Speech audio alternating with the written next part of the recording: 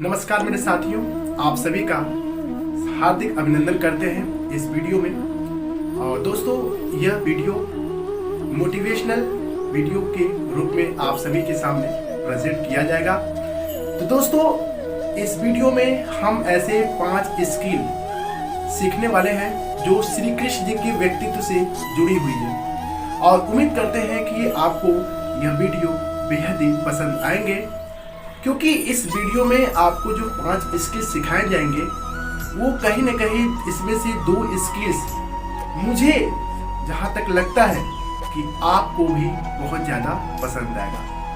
तो दोस्तों, चलिए आज हम इस वीडियो में आपको सिखाते हैं 5 ऐसे स्किल्स जो किस तरह से हमारे जीवन को प्रभावित कर सकती है। दोस्तों, श्री कृष्ण जी बोलते हैं, पहले नंबर पे उन्होंने रखा है, दोस्ती में हैसियत न देखें। सुदामा और कृष्ण एक अद्भुत मित्रता के मिसाल थे।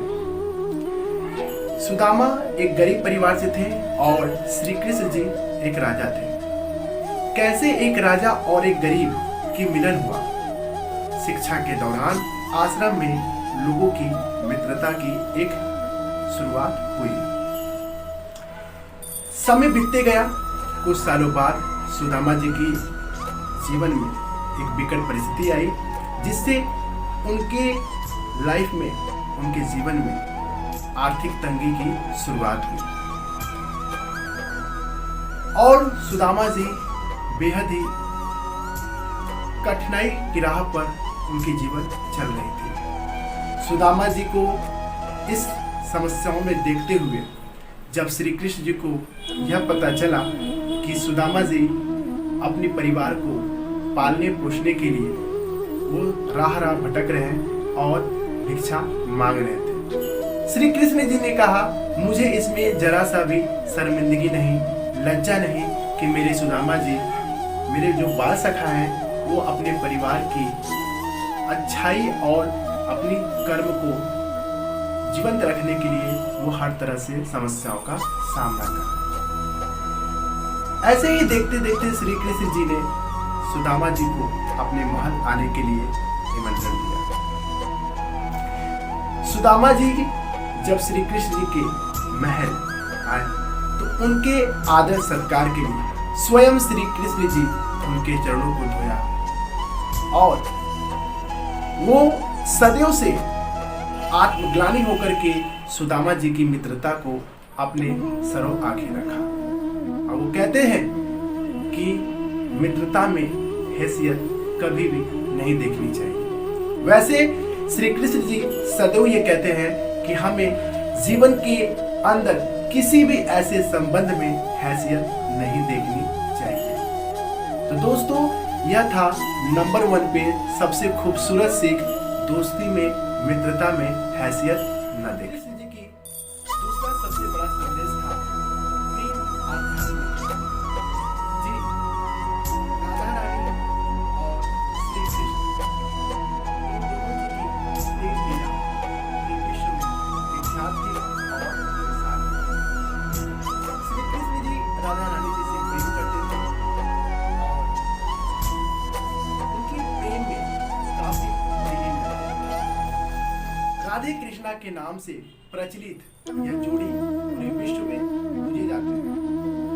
श्री कृष्ण जी संदेश देते हैं और अपने जीवन से यह हमें सिखाते हैं कि प्रेम एक आत्मा है और आत्मा और शरीर की विवाह नहीं। देखिए कितना खूबसूरत बोले, इसको समझने का प्रयास करेगा। प्रेम एक आत्मा और आत्मा शरीर का एक पूरक है। आत्मा और शरीर का विवाह नहीं होता। और वो ये भी कहते हैं कि ये एक भौतिकता, प्रेम है, भौतिकता नहीं।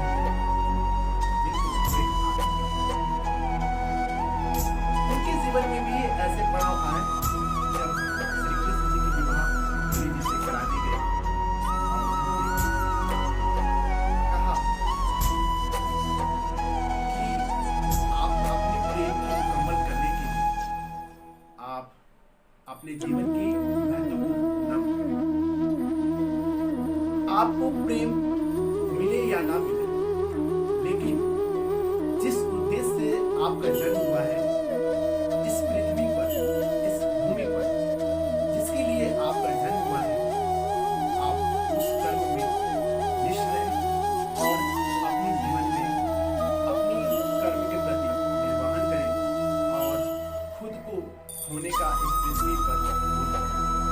यानी वो बार बार कहते हैं प्रेम के पीछे न भागे, जो प्रेम से अच्छे होते हैं वो आपकी आत्मा होती है और आत्मा सदैव आपके शरीर में होती है। दोस्तों, ये दूसरा सबसे बड़ा और बहुत ही अनमोल संदेश उन्होंने दिया है, आज के इस परिवेश में बहुत ही जरूरी है, विशेष रूप से उन बच्चों के लिए जो छोटे हैं, थोड़े से नादान हैं और उनके जीवन बहुत तेजी से कहीं न कहीं मुझे लगता है एक त्रुटिपूर्ण रूप से प्रभावित हुए। तो दोस्तों, आप इसे समझें और उन्हें समझाने का प्रयास करें कि आप किस दिशा की ओर अपने कदम को अग्रसर कर रहे हो और कहां पर आपको रुक करके अपने जीवन को समझने का बहुत ज्यादा जरूरी है। तीसरा सबसे बड़ा संदेश उन्होंने दिया कि मुश्किल वक्त में साथ दें। जी बिल्कुल, श्री कृष्ण जी और सुदामा जी के बीच में जो मित्रता थी, सुदामा एक गरीब परिवार से थे और श्री कृष्ण एक राजा थे। वो एक द्वारिकाधीश थे जो कि उस समय वो राजा बन चुके थे। जब श्री कृष्ण जी राजा के भूमिका में थे तो वो उनकी जीवन अच्छी जगह पर थी, लेकिन सुदामा की जो जीवन शैली थी वो बेहद ही कठिनाई से गुजर रहा था। जब सुदामा को श्री कृष्ण जी की मदद की आवश्यकता पड़ी, तब श्री कृष्ण जी स्वयं को उनके आगे कर दिया, यानी उन्होंने मदद करने के लिए तत्पर हुए। इसी तरह से जब द्रौपदी जी का चीरहरण हो रहा था, उस वक्त भी श्री कृष्ण जी उनकी मदद के लिए आगे आए। जहां जहां जिसको जिसको भी श्री कृष्ण जी की मदद की आवश्यकता पड़ी, उसी क्रम में उन्होंने पांडवों और कौरवों के बीच में चल रहे युद्ध में भी श्री कृष्ण जी ने देखा कि कौरवों के पास सेना की बहुत बड़े बड़े धुरंधर की भीड़ थी। वहां पर भी श्री कृष्ण जी ने एक अपने सारथी होने के नाते पांडवों का साथ दिया, उनका मदद किया। मतलब यहाँ पर वो बार बार ये सिखा रहे हैं कि जीवन के किसी भी पड़ाव पर, किसी भी स्तर से अगर किसी की मदद की जरूरत हो तो आप खुद को वहां पर आगे करें। हर जगह हर किसी को उनकी मदद की आवश्यकता थी और वहां पर श्री कृष्ण जी ने आगे आकर के खुद का होने का बोध कराया। यह तीसरी सबसे बड़ी सीख भी आप मान सकते हैं। और चौथा उनका जो संदेश था, सही राह पर चलने के लिए सलाह दें। स्वयं श्री कृष्ण जी धर्म की राह पर चलते थे और लोगों को सही राह पर चलने के लिए प्रेरणा दी। एक दिन अर्जुन के सामने एक बहुत बड़ी दुविधा आई।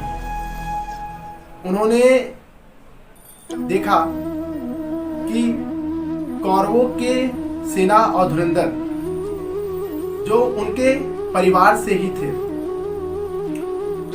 उनसे युद्ध करने के लिए अर्जुन को तैयार होना था, लेकिन अर्जुन काफी व्याकुल थे क्योंकि वो अपने परिवार के से युद्ध लड़ने के लिए व्याकुल हो रहे थे। तभी श्री कृष्ण जी ने अर्जुन को गीता का उपदेश दिया और सारथी बनकर उस पूरे युद्ध यानी उस युद्ध मैदान में उनका साथ दिया और उनको ये चीज सिखाया कि सही मार्ग पर डटे रहने के लिए और तटस्थ बने रहने के लिए आपको कभी भी अगर परिवार से भी किसी भी सदस्य के खिलाफ खड़ा होना पड़े तो आपको होना ही होगा, क्योंकि वो सही मार्ग ऊपर रहता है। धर्म सबसे ऊपर होते हैं जो कि आपके परम कर्तव्य से जुड़े होते हैं। ये था इनका चौथा सबसे जटिल संदेश। श्री कृष्ण जी की 5वीं संदेश यह थी शांति की पाठ, यानी उन्होंने बताया कि हम शांति पूर्वक भी किसी भी काम में या किसी भी युद्ध में सफलता प्राप्त कर सकते हैं। भले ही श्री कृष्ण जी ने अर्जुन का उस युद्ध में साथ दिया, सारथी बनकर उनका साथ दिया, भले ही श्री कृष्ण ने अर्जुन को स्वयं के रिश्तेदारों से युद्ध करने के लिए गीता का उपदेश दिया, और उसके बाद इस महाभारत के युद्ध में श्री कृष्ण जी कौरवों को समझाने के लिए उनको मना किया कि हम इस महायुद्ध को रोक सकते हैं, किंतु कौरवों के पास पांडवों के शांति दूत बनकर गए थे ताकि इस महाभारत जैसे युद्ध को रोका जा सके। वो शांति दूत बनकर गए, वहां पर कौरवों से बात किए, वहां पर समझाए, बहुत प्रयत्न किया, किंतु उन लोगों ने इनके प्रस्ताव को ठुकरा दिया। फिर भी महायुद्ध, जो महाभारत जैसे युद्ध फिर भी नहीं रुकी और वो निरंतर चलता ही रहा।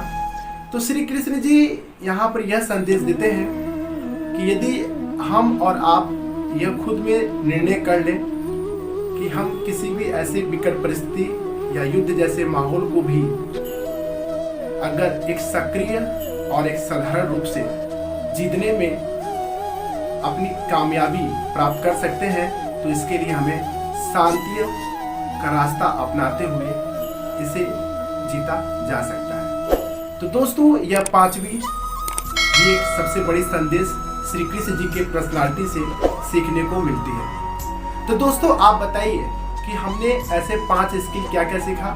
पहला हमने सीखा मित्रता में कभी हैसियत न देखें। दूसरा, प्रेम आध्यात्मिक है। तीसरा, सही राह पर चलने का संदेश दे, सलाह दे। चौथा, शांति की मार्ग चुने। और 5वां, बुरे वक्त में लोगों का साथ दे। यह 5 अद्भुत संदेश श्री कृष्ण जी के व्यक्तित्व से सीखने को मिलते हैं।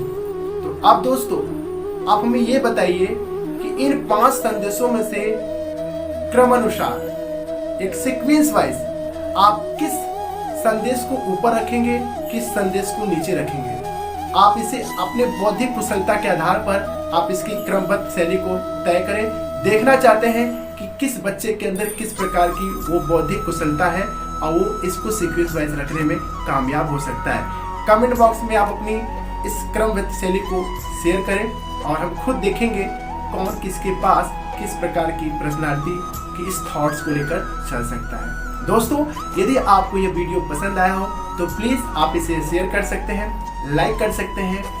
कमेंट का मतलब ये होता है कि आपके पास कोई ऐसी क्वेरी हो तो आप इसको शेयर कर अपने उस समस्याओं के निवारण प्राप्त कर सकते हैं। तो दोस्तों, मुझे तो बेहद ही अच्छा लगा कि हम इस व्यक्तित्व को आपके साथ शेयर कर रहा हूँ, और मुझे उनकी व्यक्तित्व को शेयर करते समय भी खुद को ये लगता है कि मैं ईश्वर के करीब महसूस कर रहा हूँ। तो दोस्तों, आप स्वस्थ रहें, मस्त रहें और अपने जीवन में एक टारगेट, एक एम, एक उद्देश्य लेकर चले, जिससे आपकी यह साधारण सी जीवन शैली एक असाधारण जीवन शैली में परिवर्तित हो सके। थैंक यू सो मच कि आपने मुझे सुना, और इसी तरह से हम और आप साथ बने रहें और इसे शेयर करिए। मेहनत को उस उड़ान तक ले जाने में हम दोनों की एक अहम भूमिका होती है। Thank you so much.